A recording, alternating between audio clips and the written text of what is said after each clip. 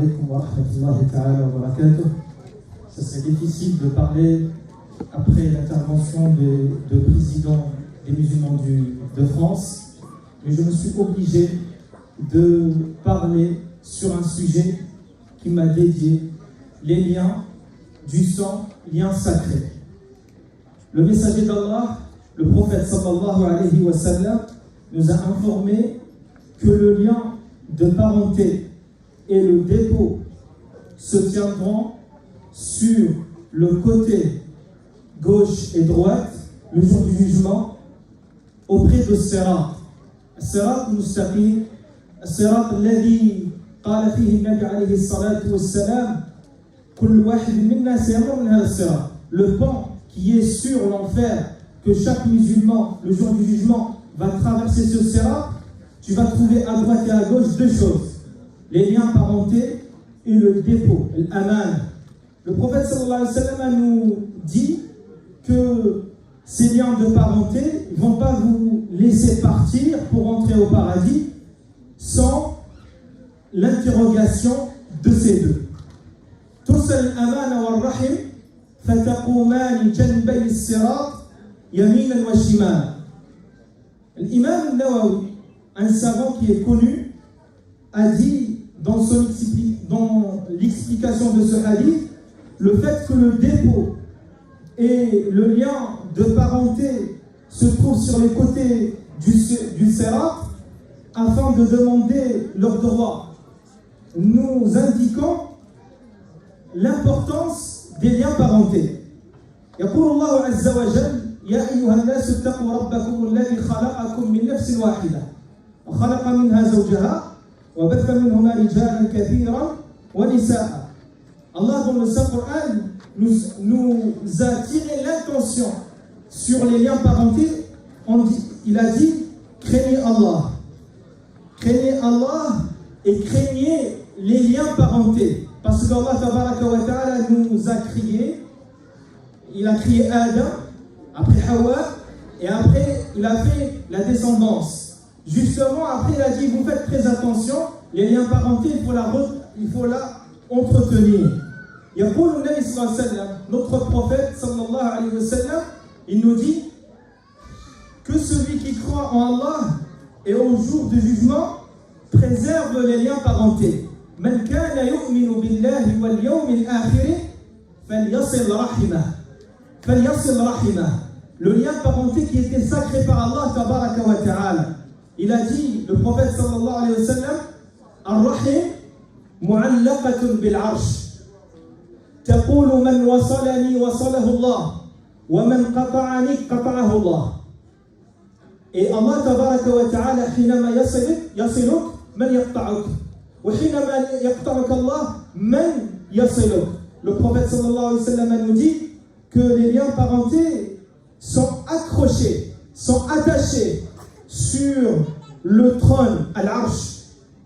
Et cette lien parenté dit celui qui nous respecte, que Dieu lui relie et que Allah tabaraka wa ta'ala lui lié à lui. Et celui qui coupe cette relation de parenté, qui coupe cette lien parenté, Allah tabaraka wa ta'ala le coupe. Et Allah, s'il te coupe, qui va te lier? Et si Allah tabaraka wa ta'ala te lie, il va te lier à lui, c'est qui va te couper? يقول الله عز وجل في قرآنه الكريم فهل عسيتم إن توليتم في الأرض أن تفسدوا في الأرض وتقطعوا أرحامكم أولئك الذين لعنهم الله فأصمهم وأعمى أبصارهم. Les liens du sang sont ainsi très importants en islam. Celui qui les respecte, Allah sera lié à lui par sa clémence. Allah tabaraka wa ta'ala, s'il te lie à lui, c'est-à-dire il t'aime, tu rentreras au paradis. Et le prophète sallallahu alayhi wa sallam, il nous dit un hadith qui est très très dangereux. Il dit clairement et net لا يدخل الجنة قاطع. ما يدخلش الجنة واحد قاطع علاقته مع الفاميليا ديالو. قولوها بالدارجة بالعربية بالفرنسية. Le prophète sallallahu alayhi wa sallam, il a dit ne rentre pas au paradis celui qui coupe la relation familiale. peu importe la raison. لا يدخل الجنة ولا يشم رائحتها كما قال النبي صلى الله عليه وسلم. Il ne va pas rentrer au paradis, même il sera maudit, il sera éloigné jusqu'à qu'il ne va pas sentir l'odeur du paradis. Ici, ce hadith-là, il est dangereux justement pour entretenir les liens. Chacun d'entre nous, il va poser la question, comment ma relation avec ma famille? Est-ce qu'il y a quelqu'un dans mon historique, dans mon répertoire, que j'ai coupé les liens avec lui? Si tu es coupé, tu rentres dans ce hadith, que si tu es coupable, tu ne rentreras pas au paradis. Même si tu jeûnes, même si tu pries, même si tu fais le pèlerinage. Quel est l'ordre de priorité des liens parentaux? Quel est l'ordre? Les liens du sang sont à respecter, ils ont une priorité. La première, c'est la maman. C'est les parents, mais en exceptionnel, c'est la maman. Le prophète sallallahu alayhi wa sallam il dit Raghima anfu fulan, Raghima anfu fulan, Raghima anfu fulan. Qila man ya Rasulallah? Qala man adraka ummahu aw walidayhi 'inda al-kibar ahaduhuma aw kilahuma falam yadkhul al-jannah. Qu'il soit humilié, qu'il soit éloigné de la miséricorde d'Allah. 3 fois, le prophète sallallahu alayhi wa sallam il insiste, il le dit ça. Qui ya Rasulallah? Les compagnons ont pensé que celui qui prie.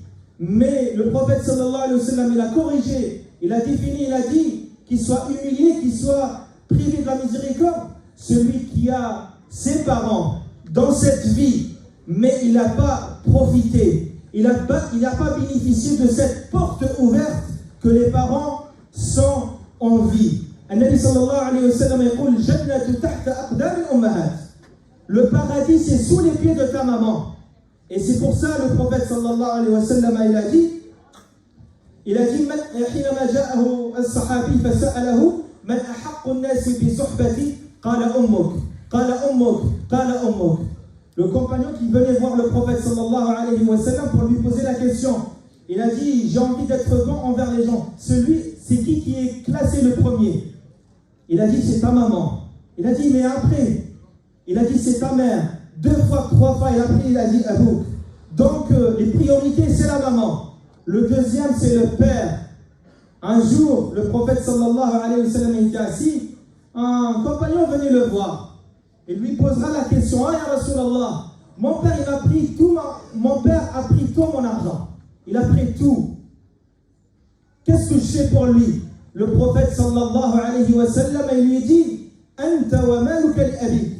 Toi et ton argent, tu t'appartiens à ton père. Et c'est pour cette raison qu'il est classé en deuxième. Tes grands-parents, tes frères, tes sœurs, les oncles, parentales et maternels, et les enfants et la descendance. Respecter les liens de parenté signifie être bon envers eux, leur apporter le maximum de bien et les protéger du mal. Le respect du lien parenté, يقول فيه النبي صلى الله عليه وسلم ليس الواصل بالمكافئ ولكن الواصل الذي إذا قطعت رحمه وصلها. Le prophète sallallahu alayhi wa sallam nous corrige une définition.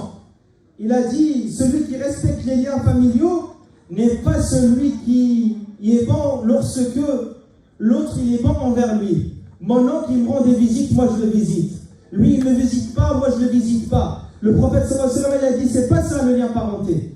Le vrai lien parenté, c'est celui qui te coupe, qui te parle pas, et toi tu venges et tu te verses vers lui pour entretenir le lien. Nabi sallallahu alayhi wa sallam, il disait dans un hadith, as-sadaqa ala al-miskin sadaqa wa ala al-qarib sadaqatan. Donc l'aumône, quand on le donne fi sabilillah, pour un pauvre, c'est une sadaqa. Tu as une seule récompense. Mais si cette sadaqa, elle est versée pour quelqu'un que tu connais, quelqu'un qui est proche de toi, c'est 2 fois l'aumône. Pourquoi ya Rasulallah? Parce que la première, parce que tu vas entretenir le lien, et deuxièmement, c'est une aumône. Nabi sallallahu alayhi wa sallam nous a encouragés. Et il a dit, من أحب أن يبسط له في رزقه وينسأ له في أثره فليصل رحمه. اللي يحب ربي يكثر له الخير ويحفظ له الذرية ويطول له عمره ويتهلا فيه الله عز وجل فليصل رحمه. هذا حديث النبي صلى الله عليه وسلم بين وأصل حقيقة صلة الرحم. Le prophète sallallahu alayhi wa sallam il nous dit celui qui aimerait qu'on élargisse sa vie et ses subsistances et ses bienfaits, il va faire deux choses. Il va faire une seule chose. فَلْيَصِلْ رَحِمَهُ.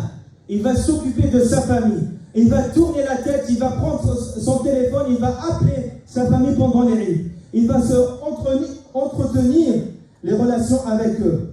La meilleure des choses, c'est de passer les problèmes. Il y avait beaucoup de gens, en tant qu'imam, tu reçois beaucoup de filles, des téléphones, les gens racontent leur histoire. Moi, mon cousin, il m'a parlé, tu sais pas comment il m'a traité, tu sais pas ceci, tu sais pas cela, il m'a volé, il m'a fait. Al-Nabi alayhi salatu wassalam, il te donne un seul conseil. Si vous l'apprenez par cœur et que vous sortez de cette conférence avec ce hadith, ce serait pas mal. C'est quoi? Man ahabba an yubsata lahu fi rizqihi wa yunsa'a lahu fi atharihi falyasil rahimah. Celui qui veut une longue vie, et celui qui veut du bien, il veut de l'argent, il veut des enfants, il veut une vie ici-bas parfaite, il fait quoi? Entretenir le lien de parenté. هل أختم بهذا الحديث؟ النبي صلى الله عليه وسلم كان رجل جاء النبي عليه الصلاة والسلام فقال له والله إني عندي فاميليا ديالي أصلهم ويقطعونني أكلمهم ولا يكلمونني أنا نهضر معهم ما يدوش معايا أنا نروح لهم ما يدوش ليا ماذا أفعل؟ فقال النبي صلى الله عليه وسلم إن كنت كما تقول فكأنما تسفهم المل يعني راك توكلهم في الرماد ولا يزال من الله ظهيرا عليهم ما دمت على ذلك. Je vais traduire en français qu'un compagnon venait voir le prophète sallallahu alayhi wa sallam. Il lui dit au prophète sallallahu alayhi wa sallam, moi j'ai une famille mais c'est spécial. Moi je les appelle mais eux ils coupent, ils ne répondent jamais. Moi j'essaie d'aller chez eux mais eux ils sont coupables, ils ne venaient pas chez moi. J'essaie de leur parler mais ils me répondent discrètement, ils me répondent vite fait. Qu'est-ce que je peux faire?